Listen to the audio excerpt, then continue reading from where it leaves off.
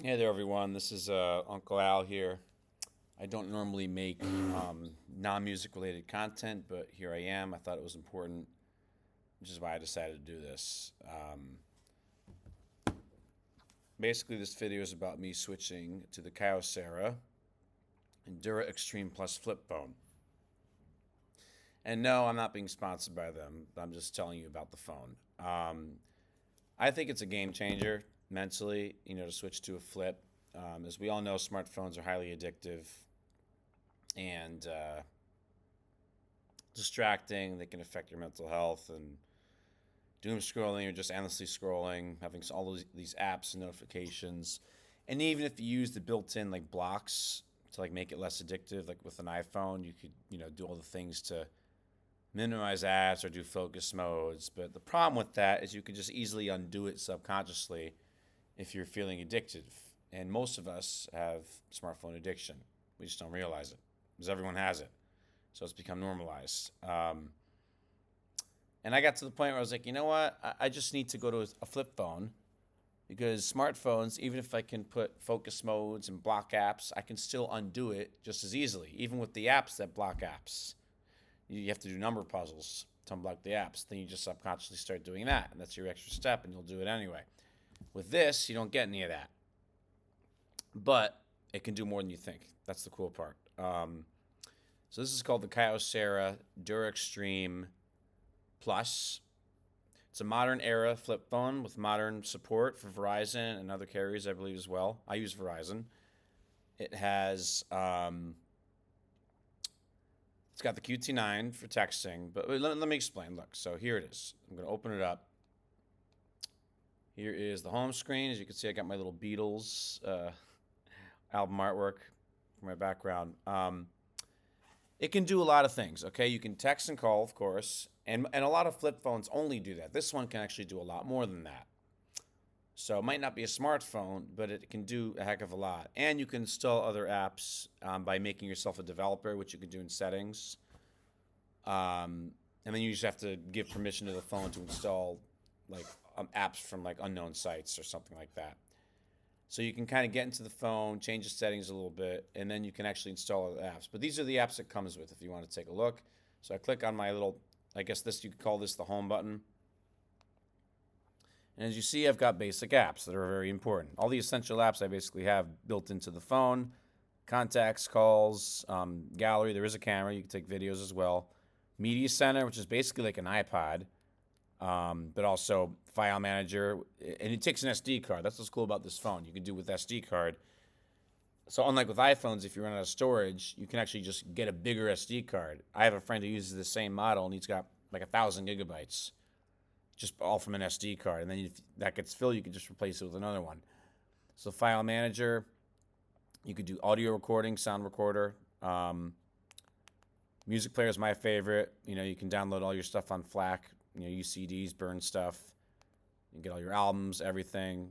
And it's got a headphone jack, aux. Remember when iPhones got rid of that? Well, guess what? This has aux. So you don't have to worry about getting a stupid adapter or anything to use it. Now, if you're wondering how to get other apps, so these are the basic guys. You also have internet browser, and you can save bookmarks. I even have Apple Music bookmarked on this browser, actually, and it does work. You could sign in. It's a little hard with the QT9 keyboard, but once you sign in, you're good. And I've actually played Apple Music from the browser app. You just bookmark it, and then it's there. And then, yeah, there's also email, right? Kind of important. Now, check this out. You go into tools or settings. Now, general tools. This is where you get even more apps. At first, I didn't notice this. You have your calculator, calendar, alarm clock, timer, stopwatch, notepad, flashlight. No, we all like flashlights, right? Well, this has a flashlight too. You can actually program it to shortcuts. I haven't done that yet, but yeah. Now, check this out. Business tools. For some reason, when you download third-party apps, they go to the business tools tab, and they go into this list here. Now, it comes with these first 5. Push-to-talk, Field Force Manager, Device Control Car Kit. Not really ones you normally need, but these are the ones I've installed. And there's a website called Up to Down for like APK. They're called APK files. You can download them directly on here. You don't need to use a computer. You just type it in on the browser, go to the site, and you can actually download it directly onto here, and then it will download it to your SD card, and then you can load these apps. So I've got WhatsApp, and it does work, as you can see there. See how it's opening up? I'm logged out, but it does work. There's also now there is a Maps app. That's Google Maps. It doesn't really work, but I actually have Waze installed, which does work on this. Pac-Man 3D, I tried installing that. Didn't really work. Google Drive it crashes before opening. But here's the app store that you can use to download files. See, if you go up a little bit, there it is. Up to down app store. You can find that online and download an app for this. And you can download a whole bunch of other apps that actually surprisingly work on this flip phone. I tried installing YouTube Music. That one didn't really work. But you can just go to YouTube on the browser. I do have a Pac-Man that actually works on this, but it's a little finicky because you have to like move the mouse around. And this does have a mouse. I'm going to show you that in a second. This phone actually does have a mouse. I can actually even show you that now. Check this out. Oh, well, okay. I accidentally clicked on Waze. But look, see, I have the Waze app, and it actually works on this phone. You have to first go into settings and turn on your location to high accuracy, but then you can actually use Waze. And it takes a little while to type it all in, but it does work, and I've tested it.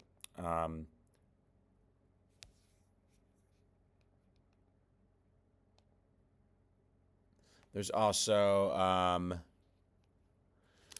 Waze is probably the most important. There's also Apple Music. The problem with this, it does load, but you can't sign in. My sign-in's like not working when I press the sign-in button, so there's really no way for me to sign in. But you can use Apple Music on the browser. That's what I do. Uber actually works, believe it or not, which is pretty fucking cool. Excuse my French. So there was an Uber app that surprisingly does work.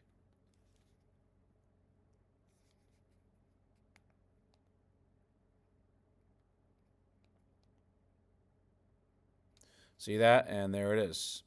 There's Uber. You just have to, enable your location and settings.